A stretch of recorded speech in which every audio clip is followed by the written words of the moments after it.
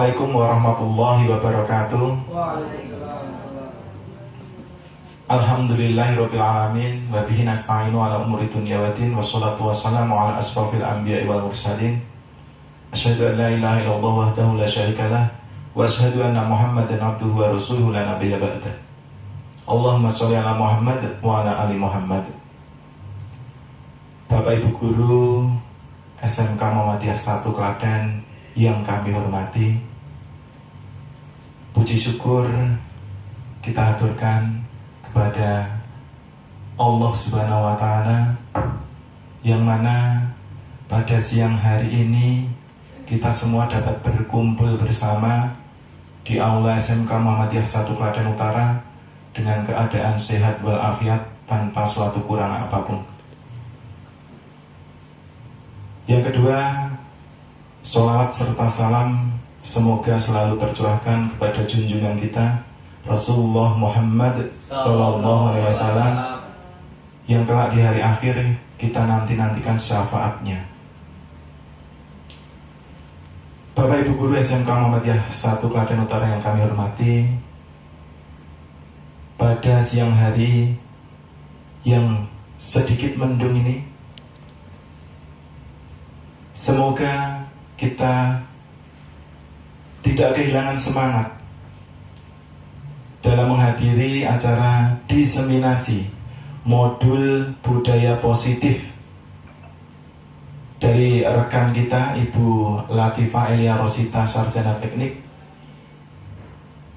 yang mana beliau merupakan calon guru penggerak Angkatan 7 Kabupaten Klaten.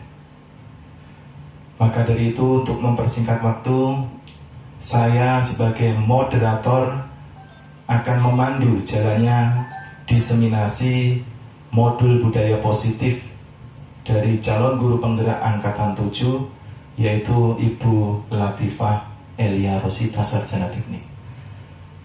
Untuk efisiensi waktu, marilah kita buka acara pada siang hari ini dengan bacaan basmalah bersama-sama. Bismillahirrahmanirrahim. Semoga dengan bacaan basmalah selalu dilancarkan untuk acara pada siang hari ini. Langsung saja Bapak Ibu guru, penyampaian materi modul budaya positif pada siang hari ini kepada Ibu Latifah Elia Rosita, Sarjana Teknik, kami persilakan.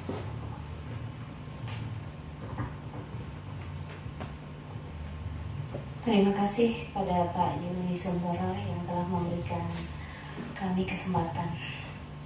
Assalamualaikum warahmatullahi wabarakatuh.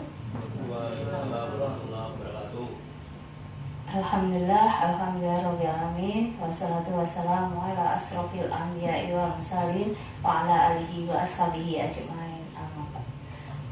Terima kasih kepada Bapak Ibu Guru SMK Muhammadiyah 1 Klaten Utara yang sudah meluangkan waktunya dan berkenan hadir pada acara diseminasi budaya positif kali ini.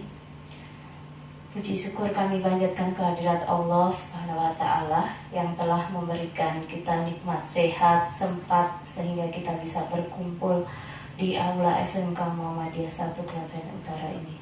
Salawat serta salam senantiasa kita panjatkan kepada junjungan kita Nabi Muhammad SAW yang kelak kita nantikan syafaatnya di hari kiamat kelak.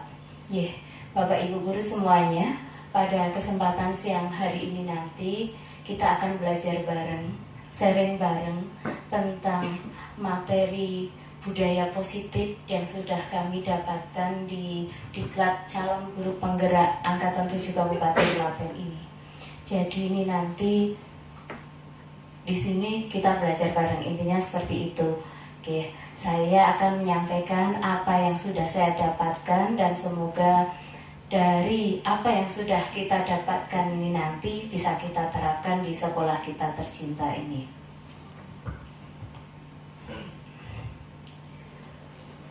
Ini adalah aksi nyata dari budaya positif di modul 1.4 yang kami dapatkan di Diklat Calon Guru Penggerak Angkatan 7 Kabupaten Klaten. Perkenalkan, saya sebagai calon guru penggerak Angkatan 7 Kabupaten Klaten. Nama saya Latifah Elia Rosita, sarjana teknik. Di sini di Diklat kali ini saya didampingi oleh pengajar praktek, yaitu Bapak Wasis Pambudi Magister Pendidikan. Kemudian kami difasilitatori oleh Bapak Fahrul Abror SPD.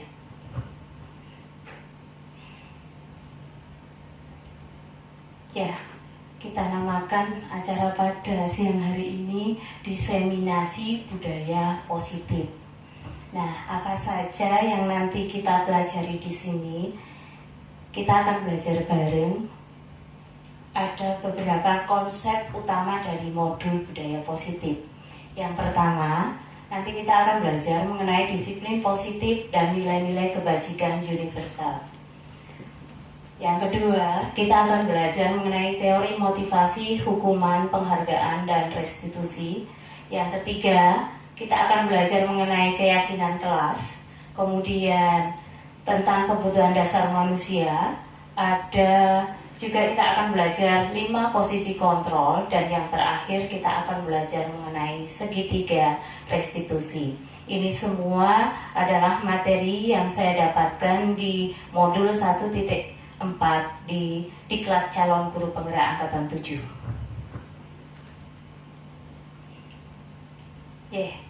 Sebelum kita masuk ke materi, sepertinya siang-siang sudah sedikit capek ya. Kita bermain dulu. Jadi ini bermainnya dengan nama permainannya Cobalah Buka. Nanti berpasangan saja. Buana nggak ada pasangannya ya, nanti pasangannya sama Pak Gilang nggak apa-apa. Pindah depan nanti ya. Jadi ini nanti pasangannya satu bangku saja ya. Jadi ini nanti permainannya, salah satu mengepalkan tangannya, yang satunya nanti mencoba untuk membuka kepalan tangannya. Nah, sebelum mengepalkan tangan, silakan Bapak Ibu ambil secari kertas, tuliskan di secari kertas itu sesuatu yang Bapak Ibu guru anggap paling berharga. Monggo, sesuatu yang paling berharga menurut Bapak Ibu. Silakan dituliskan. Kertasnya nggak ada? Bisa bagi kertas yang nggak bawa kertas. Ya, lo dikasih Pak Rakil Mas Bilang. Makasih Pak Rakil.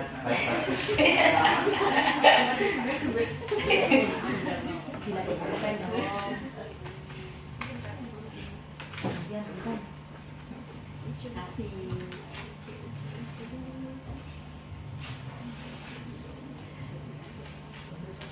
silahkan tulis sesuatu yang sangat berharga menurut Bapak Ibu. Monggo, mau istrinya, mau anaknya, atau barang berharga. Uang juga boleh.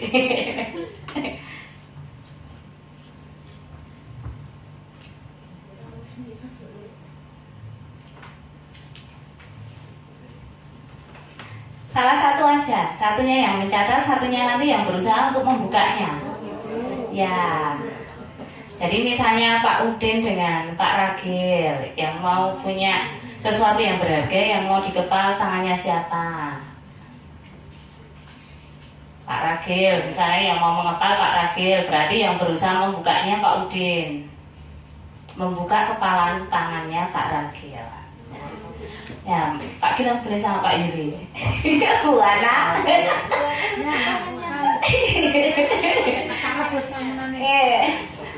Sampun sudah menuliskan semuanya ya? Yes, salah satunya silakan. Nanti yang mengepalkan tangannya usahakan dikepal erat, jangan sampai kebuka, ya. Dengan sekuat tenaga, pertahankan kepalan tangan Anda. Sedangkan teman yang satunya nanti berusaha untuk membuka. Boleh dengan, di sini boleh dengan membujuk, merayu, menghardik, memarahi, mengintimidasi, menggoda, bahkan menyuap pakai uang juga boleh. Nah,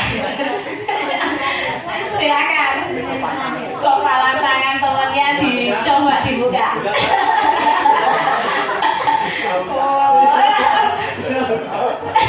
Ayo Bu Mer, jenenge pacarnya Bu Tita. Sudah?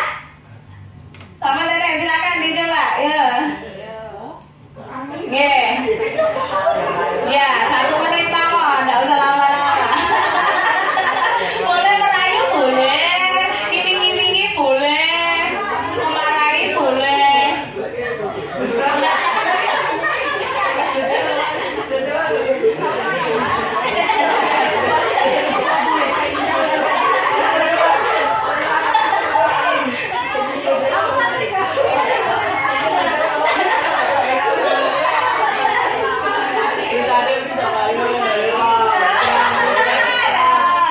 Ada yang membuka?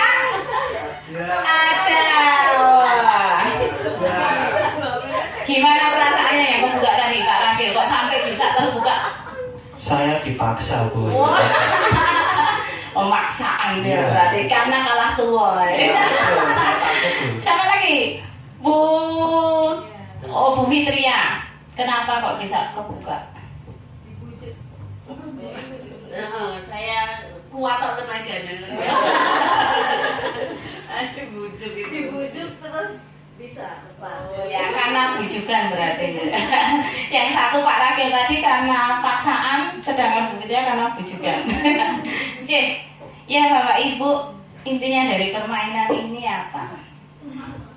Ada satu pertanyaan yang ingin saya sampaikan kepada Bapak Ibu. Ini pertanyaannya. Dalam kegiatan ini sesungguhnya siapa yang memegang kendali atau kontrol untuk membuka dan menutup kepalan tangan? Ada yang bisa menjawab? Yang menggoda tadi. Yes, Pak Gilang. Yang mempunyai kendali ya yang sebenarnya yang memegang itu tadi Kepalan. ya genggaman. Soalnya kalau emang dia nggak niat buka juga nggak bakalan dibuka karena walaupun dari tekanan dari luar digoda, dikasih uang, diraba-raba atau apa itu tidak bisa ya seperti itu Bu. Ya, bagus Ya. sekali Pak Gilang. Ada lagi yang bisa menambahkan? Bu Ana barangkali tadi nggak sempat dapat, jadi nggak merasakan. Tidak apa-apa tapi bisa melihat temannya. Anu, yang megang kendali yang ngepalin tangannya. Kalau sampai emang dia tekadnya kuat nggak mau ngasih, ya nggak bakal dikasih. Tergantung tekadnya. Bagus sekali, Cek.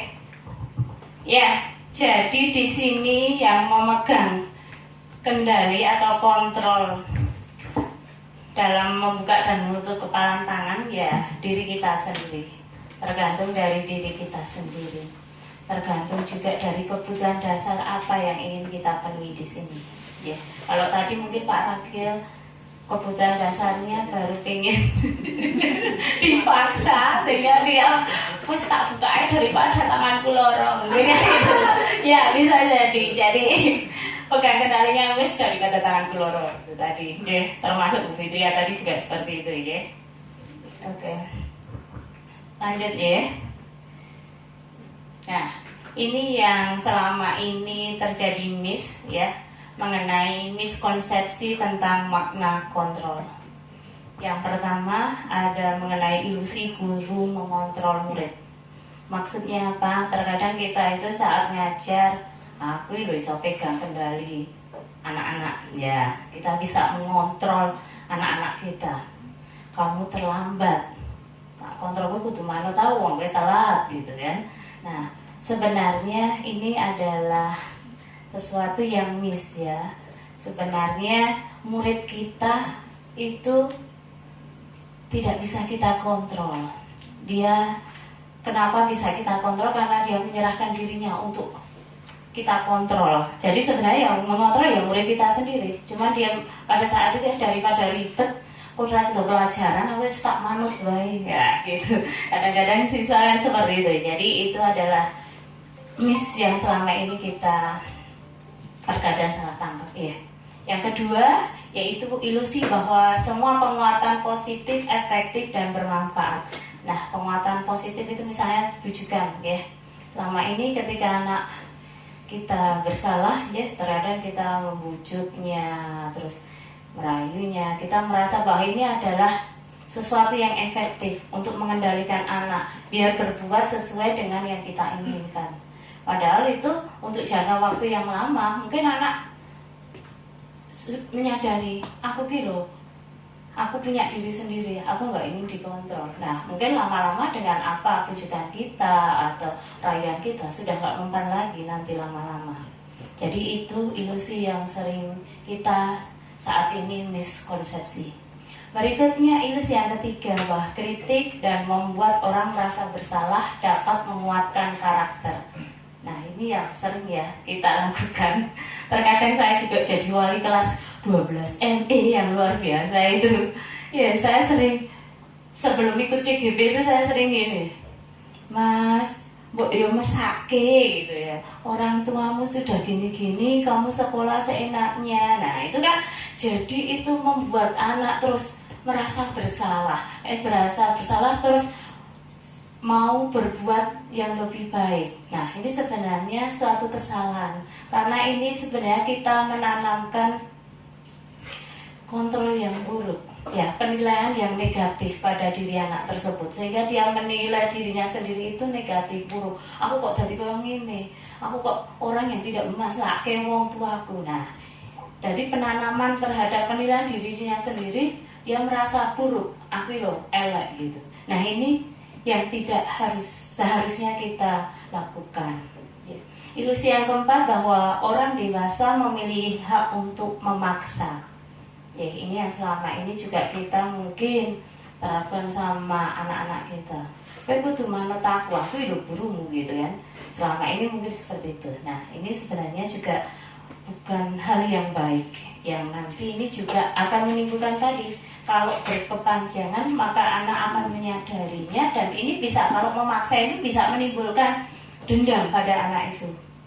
Jadi mungkin aku biar waktu jadi murid sering dipaksa bulat tifa. Contohnya seperti itu mungkin ya. Dulunya saya mungkin seperti itu, tapi semenjak saya ikut CGP ini, alhamdulillah sedikit demi sedikit ada perubahan. Dan semoga nanti Bapak Ibu guru semua juga ada perubahan, sehingga sekolah kita menjadi sekolah yang menyenangkan bagi anak-anak kita dan juga warga SMK Muhammadiyah 1 Klaten Utara ini. Ya, itu tentang miskonsepsi tentang makna kontrol yang selama ini kita temui. Yang berikutnya ada paradigma stimulus respon kepada pendekatan teori kontrol. Ya, di sini ada stimulus respon. Realitasnya kebutuhan kita sama. Nah, sedangkan menurut teori kontrol, kebutuhan kita itu berbeda. Ya, selama ini mungkin ya, kalau kita alhamdulillah sudah memakai kurikulum merdeka, di mana kurikulum merdeka sudah ada pembelajaran berdiferensiasi. Artinya kita sesuaikan dengan kebutuhan anak. Ya, kemarin kita selalu mendapatkan bahwa cara belajar anak itu ada 3. Ada auditori. Masih ingat Bu Ana auditori apa? Masih. Oh, ya, jawab Pak Gilang loh. Padahal tak tanyanya Bu Ana loh. Monggo Pak Gilang. Auditori. Oh. Diwakilkan tadi Bu Ana. Apa, Bu? Cara belajar auditori, mendengar. Iya, betul. Ya, cara mendengar. Jadi mungkin ada di antara murid kita yang lebih senang mendengarkan kita ceramah, cara menyampaikan materi dengan mendengarkan musik atau seperti itu. Ada tipe anak yang belajarnya seperti itu. Kemudian ada juga tipe anak yang kinestetik. Wah, pintar banget Pak Gilang. Ayo Pol, kinestetik. Ya, kalau menurut saya yang kinestetik itu suka dengan gerakan. Jadi kadang kita kalau menghafal itu nggak cuma diem sambil jalan-jalan. Ya terus ya seperti itu sebenarnya. Contohnya di kelas Mas Gilang ada nggak siswanya seperti itu? Ya mungkin Pak Udin tahu, Pak Bu Latifah tahu seorang Ridho itu kan belajar jalan-jalan terus. Jalan-jalan kemana-mana gitu. Tapi kalau ditanya juga alhamdulillah dia juga sedikit tahu. Oh ya. Cuma jalan-jalannya itu. Ya itu malas kalau suruh di dalam kelas terus belajar, itu agak mungkin siswanya bosen. Iya. Gitu. Ya, tapi intinya Yang penting apa yang Pak Gilang sampaikan bisa masuk gitu ya. Iya. Ya, itu tipe belajar yang kedua ada di kinestetik. Ada satu lagi apa? Masih ingat Bu Mel? Dari tadi dulu. Visual, Bu. Ya, apa visual berarti? Penglihatan, melihat. Ya, Baca melihat. dengan melihat. Ya, biasanya Bu Mel ngasihnya dengan apa? Biasanya dengan melihat gambar. Kalau sedang belajar biografi itu dilihatkan gambar-gambar tokoh pahlawan. Ya, ya, ya. Jadi tipe belajar anak itu. Jadi kita sesuai kebutuhannya. Sehingga kita di sini bahwa kebutuhan kita sama itu salah ya. Yang di teori kontrol kebutuhan kita berbeda. Kemudian ada semua orang melihat hal yang sama. Teori kontrolnya setiap orang memiliki gambaran yang berbeda. Terkadang satu objek melihatnya Mas Gilang dengan Bu Dewi atau Pak Zuli akan lain lagi dalam melihat suatu gambar. Nah, jadi antara satu orang dengan orang lainnya itu mungkin yang di teori kontrol adalah memiliki gambaran yang berbeda. Yang ketiga kemudian ada stimulus responnya. Kita mencoba mengubah orang agar berpandangan sama dengan kita. Di teori kontrol mengatakan kita berusaha memandangi pandangan orang lain tentang dunia. Jadi di sini kita nggak bisa memaksa orang lain berpandangan yang sama dengan kita. Kitalah yang menghargai bahwa orang lain mempunyai pandangan yang berbeda.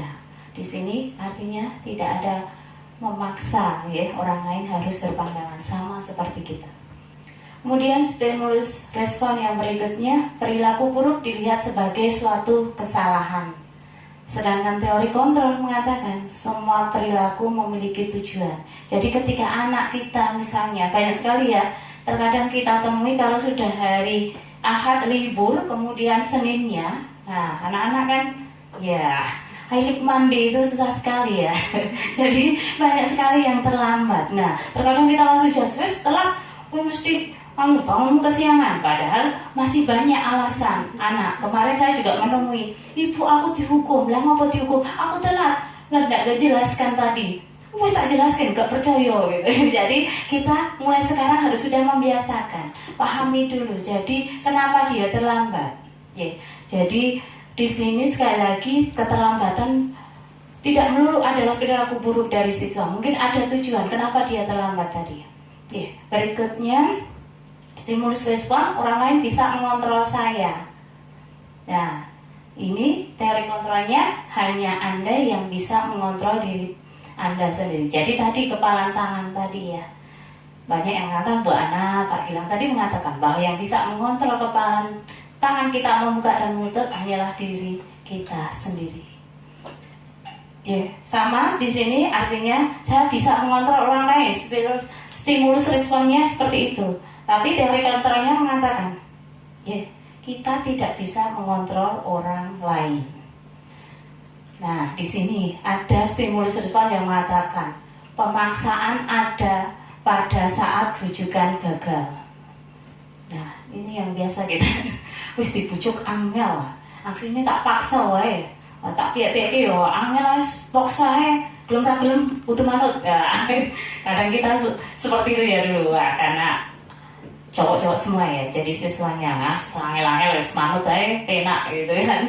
Nah, jadi di sini harusnya di teori kontrol perlu kolaborasi. Jadi perlu kerjasama. Ngopo tak bujuk angel, nggak ada paksaan tapi kolaborasi. Selamat datang Pak Cesar, silahkan. Banyak urusan rupanya. Di stimulus respon di sini mengatakan bahwa model berpikir menang dan kalah. Ada yang menang, ada yang kalah. Dalam stimulus respon seperti itu. Tapi di teori kontrol semua di sini menang. Tidak ada yang kalah. Jadi win-win semua ya, win-win semua. Ini paradigma yang mengenai stimulus respon dengan pendekatan teori kontrol. Lanjut. tadi di depan mengenai budaya positif. Salah satunya adalah disiplin dan nilai-nilai kebajikan universal. Di dalam modul materinya seperti itu. Sekarang apa dari makna disiplin? Ya, di sini disiplin adalah menciptakan anak-anak yang memiliki disiplin diri sehingga mereka bisa berperilaku dengan mengacu pada nilai-nilai kebajikan universal dan memiliki motivasi intrinsik bukan ekstrinsik. Jadi di sini anak-anak mempunyai disiplin yang berasal dari dirinya sendiri. Dari dalam dirinya sendiri, bukan dari orang lain. Nah, sebelum masuk ke sini, selama ini apa yang Bapak Ibu pikirkan mengenai disiplin?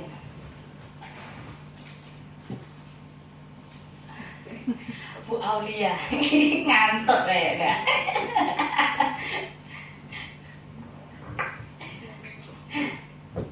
Apa ya?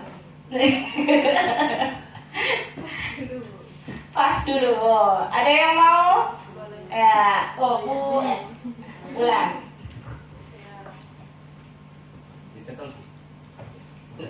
Gak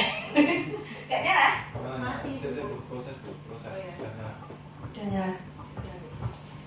Ya, menurut saya, Bu, makna disiplin itu adalah sesuatu ketika kita mengerjakan hal atau kegiatan itu sesuai aturan yang berlaku.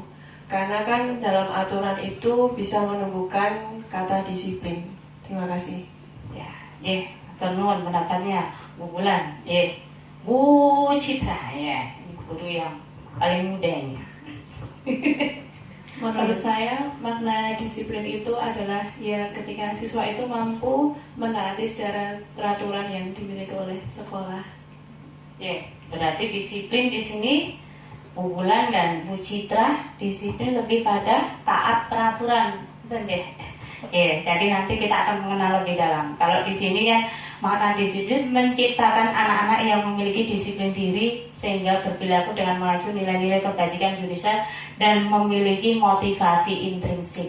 Jadi dari dalam. Kalau taat peraturan, peraturannya sudah ada ya. Nek taat peraturan ini biasanya kepaksa apa enggak? Kepaksa. Kalau kepaksa itu motivasi dari dalam apa enggak, Bu Dewi? Ya ini guru PKN ini. Yo. Terpaksa itu menurut saya tidak dari diri sendiri, dipaksakan dari luar. Ada Iya. aturan kayak gitu. Iya, Kalau dari iya. diri sendiri, misalnya ya kita niat tidak telat berangkat sekolah, itu dari diri sendiri kayak gitu. Ya, bagus. Oke, sip. Ya, jadi Bu, disiplin lebih tepatnya pada diri sendiri ya, motivasi dari dalam. Oke. Lanjut. Ya, tadi berkenaan dengan disiplin berperilaku sesuai dengan nilai-nilai kebajikan universal. Nah, apa nilai-nilai kebajikan? Adalah sifat-sifat positif manusia yang merupakan tujuan mulia yang ingin dicapai oleh setiap individu. Jadi di sini ada dari dalam dirinya sendiri. Di kurikulum Merdeka kita mengenal beberapa dimensi dari profil pelajar Pancasila. Nah, ini termasuk dalam nilai-nilai kebajikan universal yang nanti tujuan dari kita di pendidikan kita adalah mencapai itu. Siswa yang berjiwa sesuai atau berkarakter profil pelajar Pancasila. Ada 6 dimensi. Masih ingat Pak Ragil Sri Budaya dari tadi kok galau malam minggu? Apa ya? Ngelirik belakang loh. Apa Bu? Oke, beriman kepada Tuhan Yang Maha Esa. Terus dan berhak mulia. Terus mandiri, benar kritis, kebinakaan, global, bergotong royong. Apa? Kreatif. Ini guru manut Pak Gilang kayak gini. Ayo ya. Sebenarnya kan ada lagunya loh, lagunya yang becak-becak itu loh. Wah, nggak tahu Bu. Ini kayak saya pinter Pak Yuli, nggak tahu Pak Yuli ya. Oh, oke Pak Yuli, tampilkan Pak Yuli, monggo. Pelajar Pancasila beriman dan bertakwa pada Tuhan yang esa dan berakhlak mulia. Berkebinekaan global, gotong royong mandiri, kreatif dan bernalar kritis. Iya, bagus sekali. Tepuk tangan. Nah, gini-gini gampang gitu Pak Ragil ya. Ya, jadi itu ya tujuan dari pendidikan kita, nantinya siswa-siswa kita memiliki profil pelajar Pancasila yang ada 6 dimensi tadi. Oke. Lanjut. Nah, di sini kita mengenal ada 3 motivasi perilaku manusia di dalam teori motivasi. Yang pertama, manusia berperilaku untuk menghindari ketidaknyamanan atau hukuman. Yang kedua, berperilaku untuk mendapatkan imbalan atau penghargaan dari orang lain. Dan yang ketiga, motivasinya adalah untuk menjadi orang yang mereka inginkan dan menghargai diri sendiri dengan nilai-nilai yang mereka percayai. Sekarang saya nanya, Bapak Ibu guru yang datang ke sekolah tepat waktu, tujuannya apa? Oh, Bu Ana. Monggo. Ya, kalau jenengan datang ke sekolah tepat waktu, nah, tujuannya apa? Tes. Nah, Biar nggak dimarahin orang tua. orang tua jenengan, anaknya kan? Maksudnya kan datang ke sekolah tepat waktu. Ya disiplin, kalau saya udah dari dalam diri sendiri. Wah, bagus. Ada yang lain? Tujuannya, Bu Citra? Ketemu Kak David. Tujuannya ya yang pertama untuk mentertibkan siswa dulu, yang kedua ya supaya nanti jam ngajarnya tidak terlambat nih. Oh gitu. Siapa ya? Iki ya? Sing belum ya? Pak Udin, kenapa? Datang tepat waktu. Supaya biar dicontoh anak-anaknya. Oh, Pak gurunya datangnya disiplin. Wong Pak guru ya telat, maksud aku ya telat. Nah, anak pasti gitu. Oh ya, ada lagi Pak Gilang ini loh. Ini telatan. Ya sebenarnya jawaban saya itu sudah dipakai Pak tadi, Pak Udin.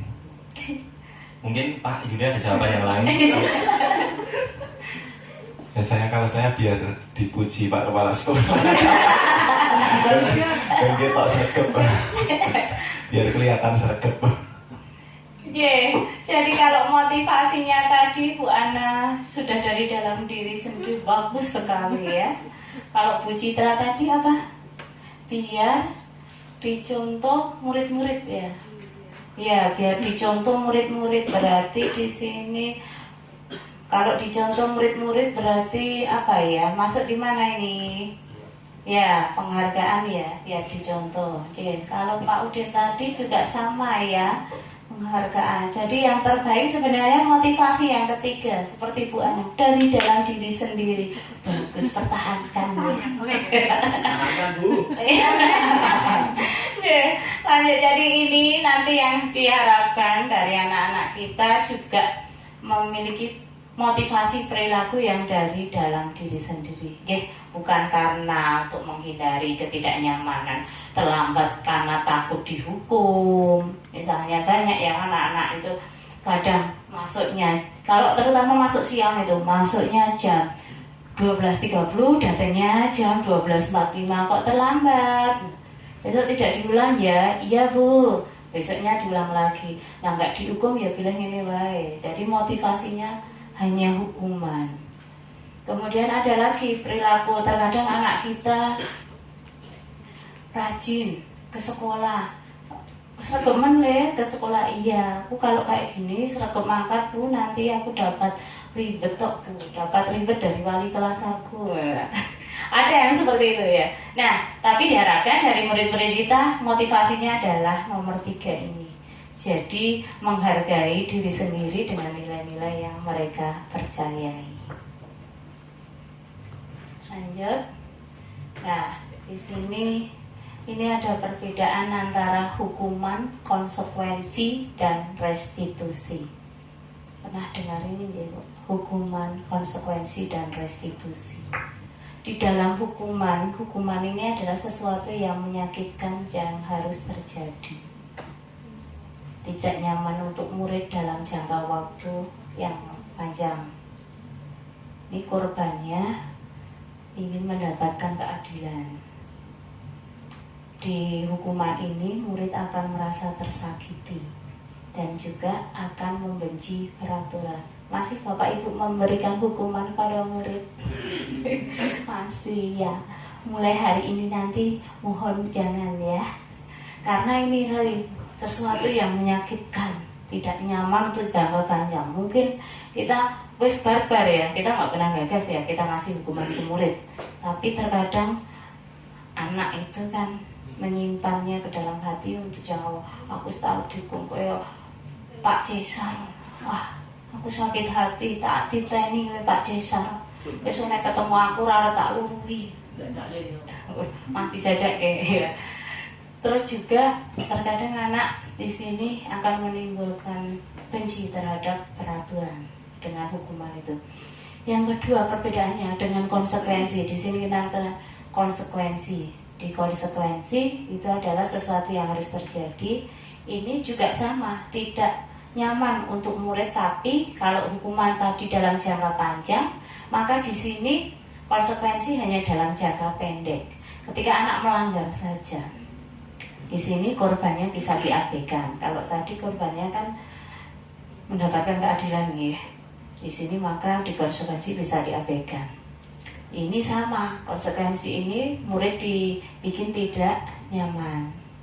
Tapi dengan adanya konsekuensi, kalau yang hukuman tadi murid membenci peraturan, maka di konsekuensi ini murid akan menghormati peraturan karena udah tahu ada peraturannya, konsekuensinya seperti itu. Misalnya, iya,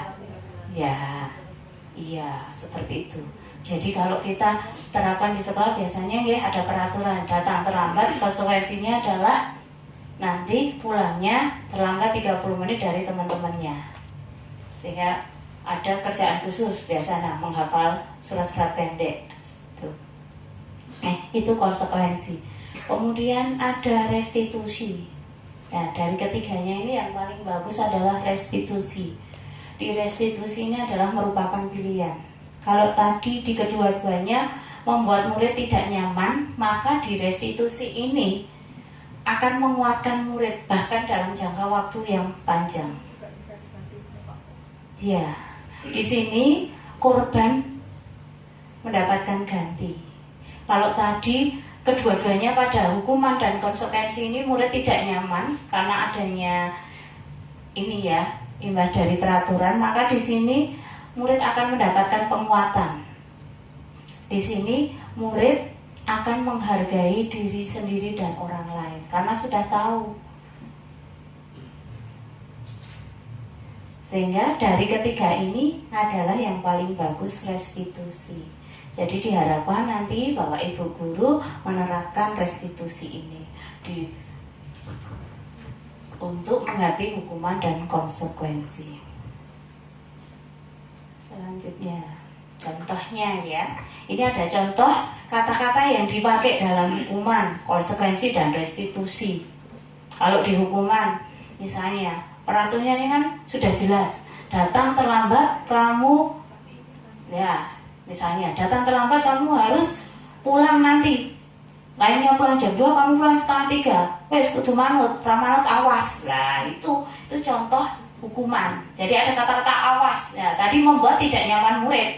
Bahkan untuk jangka panjang. Murid menuntut keadilan. Tadi kan seperti itu.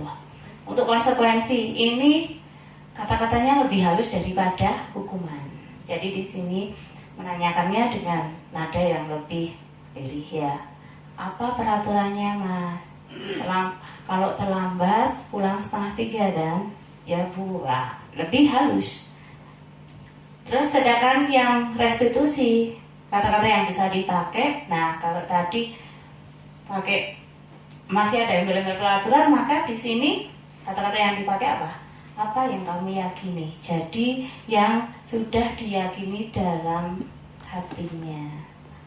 Jadi restitusi seperti ini. Terus apa yang kamu bisa lakukan untuk memperbaiki. Jadi di restitusi ini mencoba siswa untuk mengambil tindakan setelah dia melakukan kesalahan. Seperti itu. Menggali apa yang ingin dia lakukan untuk memperbaiki dari kesalahannya. Lanjut ya. Nah, ini ada contoh. Ini bisa ditebak mana yang hukuman, mana yang konsekuensi. Pak Cesar serius banget loh ya. Boleh nanya saya? Boleh. Oke. Mencatat 10 kali di dalam buku kalimat saya tidak akan terlambat lagi karena terlambat ke sekolah. Ini termasuk hukuman apa konsekuensi? Kalau menurut saya itu termasuk konsekuensi, bukan hukuman. Ada yang pendapat lain? Kenapa kok masuk konsekuensi? Karena sebelum pelajaran dimulai atau pas pada waktu pertama kali bertemu, Bapak Ibu guru pasti sudah melakukan perjanjian kontrak belajar. Nah, jadi karena siswanya itu melanggar, nah mencatat 100 kali. Ditulis di kontrak belajarnya Pak Cesar? Boten. Oke. Berarti kalau tidak ditulis di kontrak belajar ini termasuk hukuman apa konsekuensi Pak Ibu? Hukuman. Ya, ini nggak ada kaitannya. Emang kalau nulis 100 kali di dalam buku saya tidak akan terlambat lagi, maka bisa menjamin dia tidak terlambat lagi? Nah, ya gitu ya Pak C. Tadi termasuk hukuman. Yang kedua, membersihkan tumpahan air di meja tulis karena tersenggol pada saat belajar. Bu Dewi. Iya. Kalau menurut saya itu konsekuensi, Bu. Ya, konsekuensi ya. Kan dia sudah menumpahkan air di meja yang tersenggol. Dia yang menumpahkan, kan berarti dia yang bertanggung jawab kayak gitu. Ya, konsekuensi. Ya, betul sekali. Jawabannya sangat bagus, Bu. Terus yang ketiga, ini bawa ganti ya. Lari mengelilingi lapangan basket 2 kali karena terlambat 10 menit untuk pelajaran PJOK. Doang sendiri.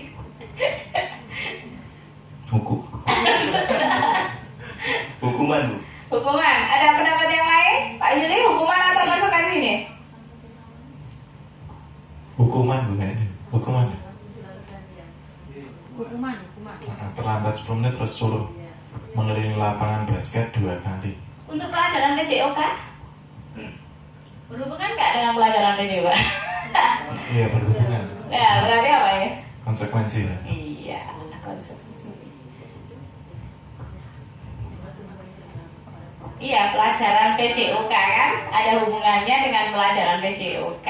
Jadi tidak masalah kalau ada hubungannya misalnya dengan pelajarannya, berarti termasuk konsekuensi. Terus yang ketiga, yang keempat ya, terakhir. Ini ya paling belakang Buana, terang ngantuk. Ketinggalan campur terus ya. Membersihkan WC sekolah karena mematahkan pensil kawannya. Hukuman apa konsekuensi? Hukuman kalau itu nggak nyambung soalnya. Betul ya, sudah paham semua sebenarnya dengan hukuman konsekuensi rupanya. J. Bagus sekali Bapak Ibu. Lanjut J. Nah, ini ada istilah dihukum oleh penghargaan. Kok dihukum oleh penghargaan? Sebelum saya sampaikan itu penghargaan, menurut Bapak Ibu, penghargaan itu sesuatu yang baik bagi murid atau enggak? Ada yang mau jawab? Oh, Pak Gilang, bagus. Kalau menurut saya selama ini yang saya lihat itu kalau penghargaan itu hal baik, Bu. Hal baik. Ya, jarang-jarang orang mencuri terus dapat penghargaan. Nah, itu jarang. Karena hal buruk mendapat penghargaan. Itu jadi kalau menurut saya penghargaan itu hal yang baik. Gitu? Ya. Oke. Ada lagi, tak simpan dulu. Ada lagi yang menambahkan? Bu Citra barangkali.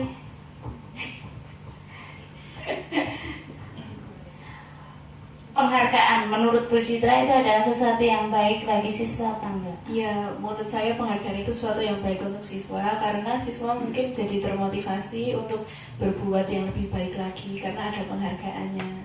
Oke. Ada lagi yang mau menambahkan? Umbel senyum-senyum mau menambahkan? Kalau penghargaan itu menurut saya bisa mendisiplinkan, tapi gimana ya, memotivasi anak untuk lebih baik dengan syarat atau aku mau lebih baik supaya dapat itu gitu apa yang diberikan. Jadi itu motivasinya dari luar. Oh ya, oke. Terima kasih Bapak Ibu guru semuanya. Jadi di sini saya kok sampai ada kata-kata dihukum oleh penghargaan. Saya awalnya juga waktu di kelas juga kaget tuh, kok penghargaan kok. Nah, di sini posisi penghargaan itu sama dengan hukuman. Ya, ternyata Bapak Ibu. Ini pernah saya alami, ya. Saya mengadakan anak-anak satu saat dengan kuisis. Saya ngasih, nanti yang jawabnya benar, tak kasih 5.000. Oh, anak-anak semua atau 45. Ada guru lain yang ngasih, tapi gak ada uang 5.000-nya. Anak-anak gak semangat, wis tahu Bu. Jadi ini, saya jadi dari sini belajar banyak hal tuh ternyata. Nah, di sini penghargaan ini ternyata punya pengaruh jangka pendek dan jangka panjang. Jangka pendeknya apa? Yaitu tadi semangat. Waktu tahu nanti dikasih hadiah, anak-anak langsung bekerjanya semangat. Tapi jangka panjangnya, kalau nggak ada hadiahnya, ya nggak akan semangat. Sama tadi ya pengalaman yang saya alami tadi, orangnya hadiah ibu megah gitu. Nah itu jadi penghargaan adalah sesuatu yang tidak baik. Ya, kemudian penghargaan juga tidak efektif. Ya, jadi terkadang ketika kita memberikan penghargaan kepada siswa, ya, motivasi siswa hanya untuk meraih penghargaan. Jadi aku kerja keras bentuk BJP, nah misalnya seperti itu, atau dia dapat imbalan yang banyak. Nah itu nanti giliran pada saat tahu imbalannya cuma sedikit, nilainya jelek, nah dia nggak akan bersemangat lagi untuk belajar. Kemudian penghargaan merusak hubungan. Ini yang biasa dulu sebelum K13 ada di sekolah-sekolah itu ngasih rankingan. Ini akan merusak hubungan. Kadang anak yang juara akan dibully oleh yang tidak juara. Kalau juara terus, yang pintar kayak ada timbul iri di antara teman sekelas nantinya. Kemudian penghargaan juga mengurangi ketepatan. Bisa dibandingkan ketika kita mengikuti perlombaan, kita enggak mengharap adanya sebuah hadiah, maka kita mungkin bisa mengerjakan perlombaan itu atau bisa berlomba dengan maksimal. Tapi kalau sudah tahu hadiahnya, maka bisa saja lebih lambat daripada yang tidak menginginkan hadiah dalam perlombaan itu. Kemudian penghargaan akan menurunkan kualitas, sama yang seperti saya sampaikan di depan tadi. Jadi kualitasnya akan menurun, sama seperti kita waktu awalnya misalnya ya, kita waktu dulu misalnya saya belajar nanti saya dapat uang, misalnya saya meraih nilai 100 dapat uang dari ibu 10.000. Suatu saat ibunya nggak punya uang, nah itu ibunya nggak punya uang, terus dia akan ibu ukur nggak imange, akhirnya kualitasnya menurun. Jadi di sini penghargaan itu sama dengan hukuman, sehingga kita nggak perlu ya memberikan penghargaan kepada siswa. Berikutnya ya, restitusi. Yang tadi kita bahas ada hukuman, konsekuensi, restitusi. Restitusi itu apa tuh? Adalah proses menciptakan kondisi bagi murid untuk memperbaiki kesalahan mereka sehingga mereka bisa kembali ke kelompok mereka dengan karakter yang kuat. Ini menurut Gosen 2004. Ciri-ciri restitusi. Tadi sudah saya sampaikan di depan bahwa restitusi bukan untuk menebus kesalahan, tapi untuk belajar dari kesalahan. Restitusi memperbaiki hubungan. Restitusi adalah tawaran, bukan paksaan. Dan restitusi menuntut untuk melihat ke dalam diri. Jadi ini motivasinya dari dalam. Lanjut, keyakinan kelas. Mengapa kok keyakinan kelas, bukan peraturan kelas? Pertanyaannya, mengapa kita memiliki peraturan tentang penggunaan helm pada saat mengendarai kendaraan roda 2 atau motor? Mas Gilang, alasannya apa? Kenapa? Itu pertanyaannya. Mengapa menggunakan helm saat berkendara? Itu salah satunya, kalau saya itu Bu, itu karena salah satu syarat menaiki peraturan naiki motor itu adalah menggunakan helm. Selain kita mempunyai surat izin mengendarai itu, mengemudi.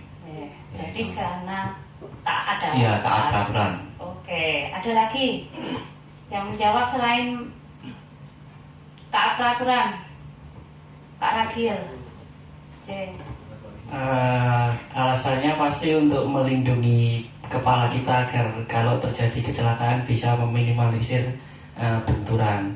Yang kedua mungkin karena biar gak dicekel polisi. Oh, berarti ada dua ya? Iya, dua. Keselamatan dan karena takut polisi ya. Terus yang pertanyaan kedua, mengapa kita memiliki peraturan tentang penggunaan masker dan mencuci tangan setiap saat? Alasannya apa? Ada yang alasannya nggak takut corona atau gimana?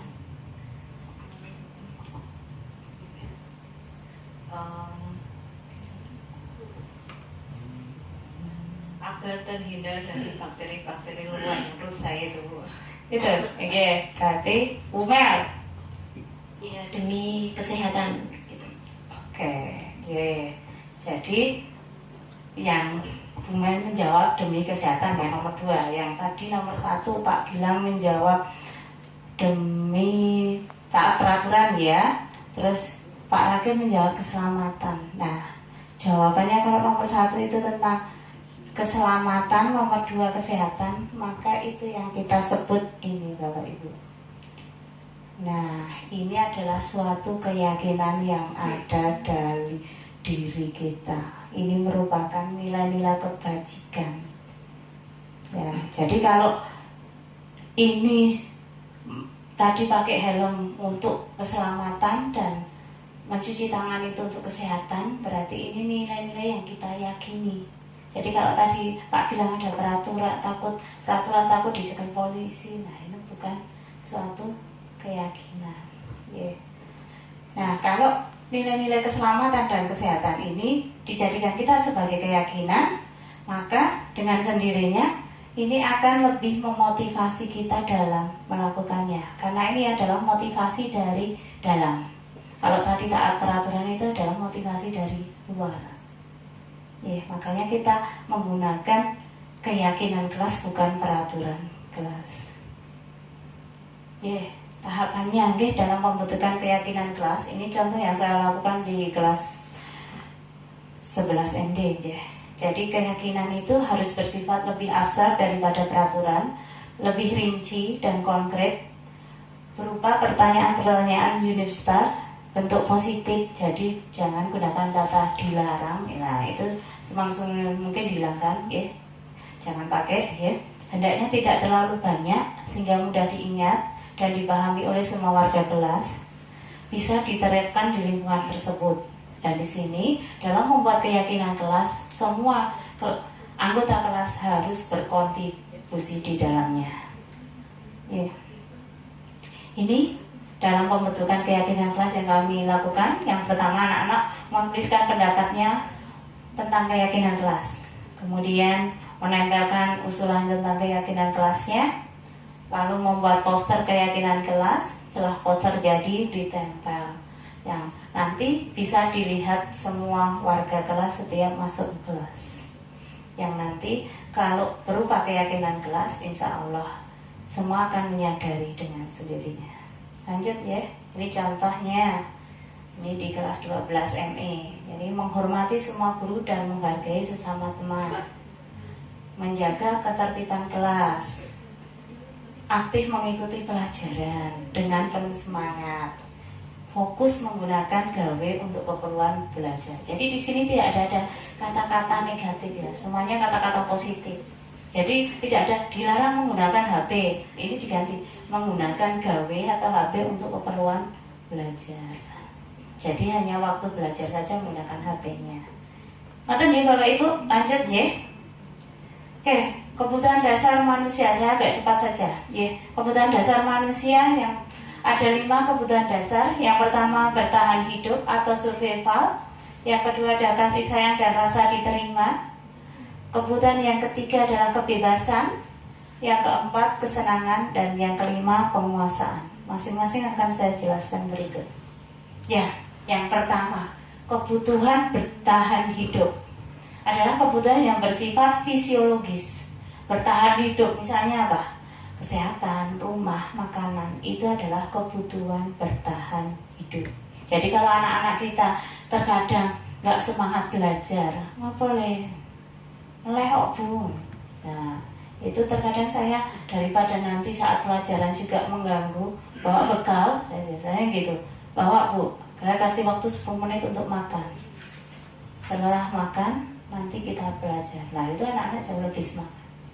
Seperti itu. Ya, kemudian ada di sini kebutuhan tadi ya, untuk disayang dan diterima. Meliputi kebutuhan akan hubungan dan koneksi sosial. Kebutuhan untuk memberi dan menerima kasih sayang, dan kebutuhan untuk merasa menjadi bagian dari suatu kelompok. Ada yang tadi kebutuhan apa tadi?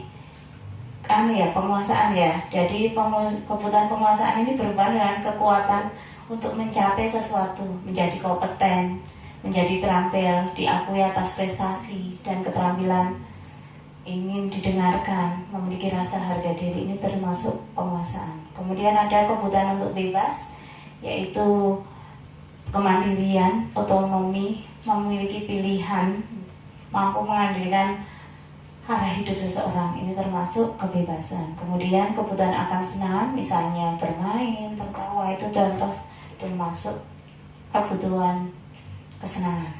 Nah ini contohnya. Ada pertanyaan ya, tahun ini Dimas genap berusia 17 tahun. Ya senang ketika ayahnya mengajarkan cara menyetir mobil.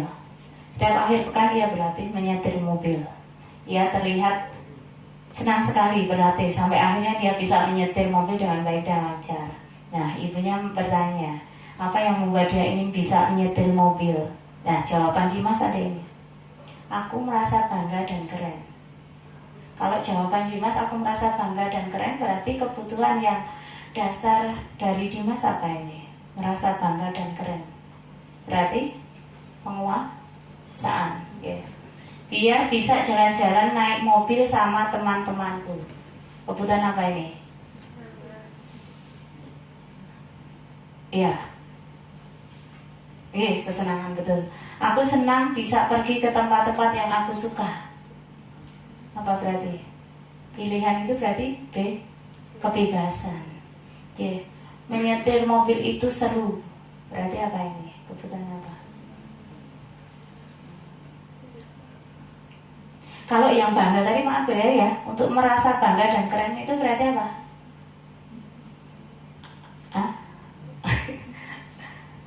Saya ulang tadi ya. Belum, terlalu cepat ya. Jadi bertahan hidup tadi berhubungan dengan kesehatan, rumah, makanan, kasih sayang dan diterima, berarti ya bagian dari kelompok, ya merasa bagian dari kelompok. Terus penguasaan ini berhubungan dengan kekuatan yang ingin dicapai, kompetensi, terampil. Kebebasan ini untuk mandiri, kesenangan ini. Bermain berarti kesenangan ya. Coba ini, aku merasa bangga dan keren, berarti masa apa? Bangga dan keren. Bangga dan keren berarti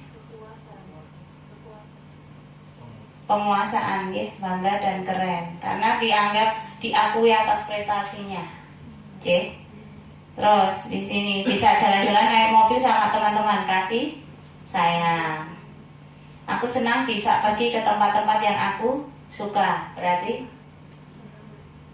bebas. Menyetir mobil itu seru? Kesenangan. J. Itu ya. Agak cepat saja, J.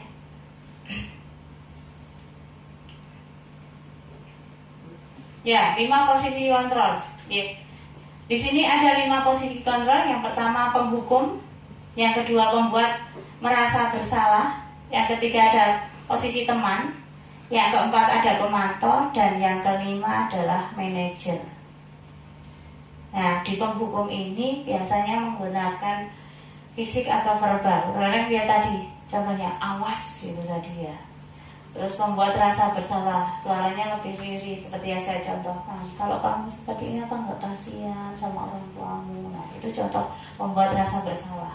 Kalau teman, wah sudahlah kamu terlambat gak apa-apa, nanti ibu bantu. Nah, ini contoh posisi teman. Sedangkan pemantau, kamu udah tahu peraturannya seperti apa. Nah, konsekuensinya apa? Nah, ini pemantau. Manajer, nah ini yang diharapkan posisi yang kelima ini yang diharapkan kita miliki. Jadi di sini posisi di mana guru bersama murid mempersilahkan murid bertanggung jawab terhadap perilakunya, mendukung murid untuk menemukan solusi atas permasalahannya sendiri. Nah, ini contoh kata-katanya tadi yang sudah saya sampaikan. Oke, lanjut ya. Kita akan lihat dari ini ya, untuk posisi kontrolnya. Nah, diharapkan kita yang nomor terakhir ini, manajer. Jadi ketika ada anak punya masalah, tidak langsung ini bisa kita panggil, ya, terus kita tanyain seperti ini. Nanti kita akan mengenalnya itu dalam segitiga restitusi. Nah, ini segitiga restitusi adalah tahapan di mana ini harus kita lewati dalam menyelesaikan masalah dengan anak. Yang pertama adalah menstabilkan identitas, tahapan yang pertama. Yang kedua, validasi tindakan yang salah. Dan yang ketiga adalah menanyakan keyakinan. Ini segitiga restitusi. Menstabilkan identitas, contoh katanya yang bisa kita gunakan. Berbuat salah itu tidak apa-apa. Tidak ada manusia yang sempurna. Saya juga pernah melakukan kesalahan seperti itu. Nah, itu contoh-contoh kata-kata untuk menstabilkan identitas. Yang kedua, validasi tindakan yang salah. Contoh kata-katanya bisa dipakai ini. Kamu pasti punya alasan mengapa melakukan hal tersebut. Terus yang ketiga ada menanyakan keyakinan. Kata-kata yang dipakai bisa ini, apa yang kita percayai sebagai keyakinan kelas dan sebagainya. Ini untuk segitiga kontrol bisa dilihat dari praktek segitiga kontrol yang merupakan tugas kami di kelas calon guru penggerak.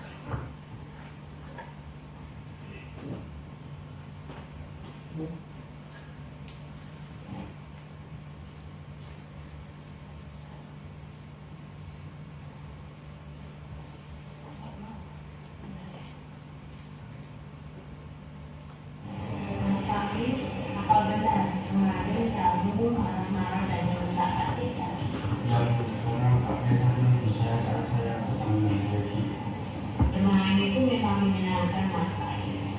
Tapi kamu tahu nggak akibatnya kalau kamu mengganggu temanmu pada saat menang? Tahu, itu bisa menjadi cedera. Nah, itu kamu tahu akibatnya. Maksud Pak Desa kemarin menegur kamu supaya kamu tidak mencederai Egi. Setiap orang pasti pernah berbuat salah. Kita juga pernah berbuat salah. Maafkan saya. Nah, kamu tahu nggak keyakinan kelas yang sudah kita buat bersama? Tahu, menghormati guru dan mengajarkan. Lalu apa yang akan kamu lakukan untuk memperbaiki kesalahan ini?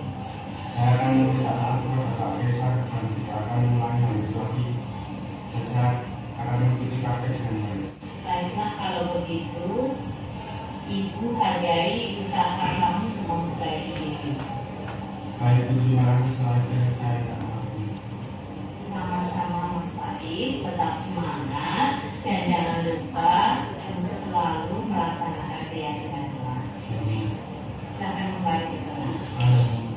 Jadi ketika anak punya masalah di Bapak Ibu, ini ya, jadi ini tadi yang ketiga tadi yang kita harapkan memakai restitusi ini. Jadi ketika anak melakukan sebuah kesalahan, kita tidak langsung menganggap itu perilaku buruk, tapi kita dalami terlebih dahulu. Karena anak melakukan seperti itu mesti ada tujuannya. Lanjut Bapak Ibu.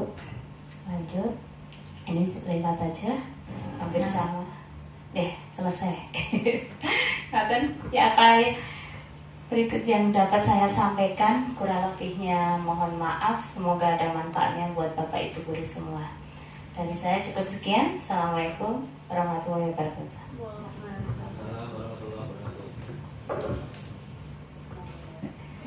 Ya, sebelumnya kita kasih tepuk tangan yang membahana untuk sesi diseminasi modul budaya positif calon guru penggerak Angkatan 7 Kabupaten Klaten. Sungguh sangat menginspirasi sekali ya dari materi yang disampaikan Bu Latifah tadi. Semoga senantiasa kita sebagai guru di SMK Muhammadiyah 1 Klaten Utara bisa menerapkan apa yang sudah disampaikan Bu Latifah tadi mengenai budaya positif, mengenai teori kontrol guru terhadap muridnya, lalu dalam memecahkan masalah yaitu dengan segitiga restitusi. Ya, selanjutnya Bapak Ibu guru, barangkali ada pertanyaan-pertanyaan atau yang ingin ditanyakan atau didiskusikan bersama, bisa mengajukan pertanyaan. Kami buka 1 termin 2 pertanyaan saja. Monggo yang mau bertanya. Siapa? Acungkan tangan. Hilang. Ya, siapa? Bu Dewi. Monggo 1 pertanyaan dulu. Boleh mengenai kalau ada masalah dengan siswa-siswanya. Baik, saya mau diskusi ya Bu ya. Tadi kan yang disampaikan Bu Latifah terkait dengan misalnya siswa berbuat kesalahan. Tadi kan ada hukuman, konsekuensi, restitusi. Jadi yang paling baik tadi restitusi ya Bu ya. Tadi contohnya itu restitusi itu yang misalnya anak berbuat kesalahan ya Bu ya. Ada kesalahan jadi diberi penguatan dahulu seperti itu ya Bu ya. Diberi keyakinan kalau misalnya anak sudah diberi penguatan, misalnya diberi restitusi, tidak taat pada aturan begitu, bagaimana ya Bu solusinya seperti itu? Terima kasih. Ya, pertanyaan yang bagus sekali ya.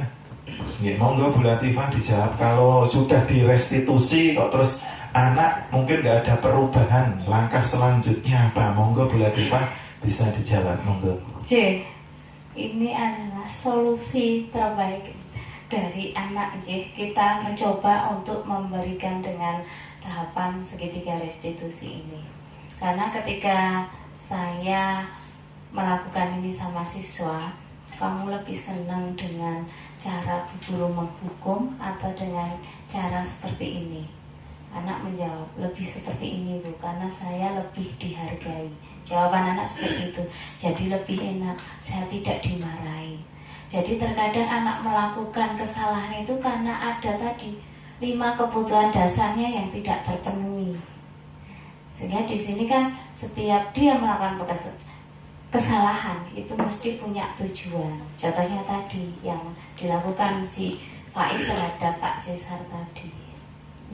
Insya Allah anak lebih senang kita lakukan dengan restitusi daripada dengan cara pemberian hukuman atau yang lainnya. Bu Dewi. Sudah jelas Bu Dewi, apa ada yang mau ditanyakan lagi untuk Bapak Ibu guru yang lain mungkin? Sudah ngantuk Pak. Sepertinya sudah jelas semua Bu Latifah ini. Sudah paham semua ya, nanti kelak semoga bisa menerapkan budaya positif di lingkungan sekolah kita tercinta ini di SMK Muhammadiyah 1 Klaten Utara. Ya, ditutup Mama. Ya, sebelum kami tutup, sekali lagi kita berikan aplaus, tepuk tangan yang membahana untuk Ibu Latifah Elia Rosita, sarjana teknik yang merupakan calon guru penggerak Angkatan 7 Kabupaten Klaten. Tibalah di penghujung acara Bapak Ibu guru, yaitu acara diseminasi modul budaya positif modul 1.4 calon guru penggerak Angkatan 7 Kabupaten Klaten. oleh beliau Ibu Latifah Elia Rosita, Sarjana Teknik. Semoga acara pada siang hari ini tentunya membawa berkah manfaat untuk kita semua sebagai guru di SMK Muhammadiyah 1 Klaten Utara dan bisa mengimplementasikan ke dalam pembelajaran di sekolah kita. Sekali lagi kita ucapkan terima kasih yang sebesar-besarnya untuk Bapak Ibu guru yang sudah hadir, dan mohon maaf apabila saya dalam memandu acara diseminasi ini, dalam memoderatori acara pada siang hari ini banyak salah-salah kata. Saya mohon maaf yang sebesar-besarnya. Sebelum kita tutup, marilah kita akhiri pertemuan pada siang hari ini dengan bacaan hamdalah bersama-sama. Alhamdulillahirabbil alamin. Billahi taufiq wal hidayah. Assalamualaikum warahmatullahi wabarakatuh. Waalaikumsalam warahmatullahi wabarakatuh. Aplaus untuk kita semua, Bapak Ibu.